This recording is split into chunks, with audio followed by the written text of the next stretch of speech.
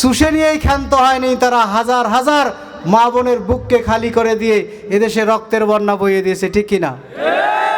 আজকে 25 জানুয়ারি বন্ধনের যেমন প্রতিষ্ঠাবার্ষিকী, ঠিক তদ্রূপ বাংলাদেশের জাতীয়তাবাদের উপর, বাঙালি জাতির উপর কলঙ্কের একটি দিন।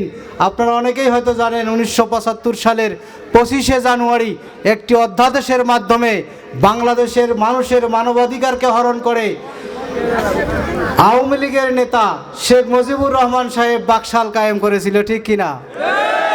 তার এই উত্তরসূরি গত 16টি বছর ধরে বাংলাদেশের মানুষকে নিয়ে যেভাবে রক্তের হোলি খেলায় মেতেছিল, এদেশের ছাত্র জনতা, বিশেষ করে বৈষম্য বিরোধী ছাত্ররা বাংলাদেশের মানুষকে মুক্ত করার জন্য আবারও রাজপথে রক্ত দিয়েছে, ঠিক কিনা?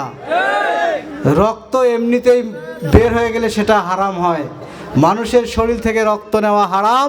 কিছু কিছু বিশেষ ক্ষেত্রে রক্ত দেওয়া জায়েজ, তার মধ্যে একটা হলো কোনো মমূর্ষ মানুষকে রক্ত দেওয়া জায়েজ, ঠিক কিনা? শুধু মমূর্ষ নয়, এমন কিছু রোগ আছে যে রক্ত না দিলে সে রক্ত শূন্যতায় মারা যাবে, এরকম ক্ষেত্রেও রক্ত দেওয়া জায়েজ আছে।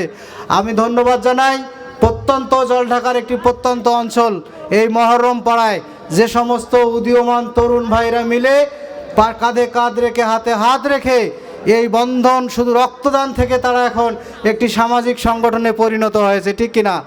তাদের এই সংগঠনের উত্তরোত্তর সমৃদ্ধি কামনা করছি। সর্ব অবস্থায় সামর্থ্যের দিক থেকে সর্বোচ্চ দিয়ে তাদের পাশে থাকার ঘোষণা দিয়ে শেষ করছি। আসসালামু আলাইকুম ওয়া রাহমাতুল্লাহ।